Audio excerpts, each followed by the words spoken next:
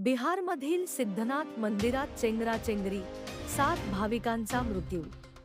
राष्ट्रवादी काँग्रेस अजित पवार गटाचे नेते मंत्री भुजबळ यांनी मनोज जरांगे यांना खुलं आव्हान दिलं आहे. तुम्ही 288 उमेदवार निवडणुकीत उभेच करा आणि आज जागा निवडून आणून दाखवा, असं आव्हान भुजबळ यांनी मनोज जरांगे यांना दिलं.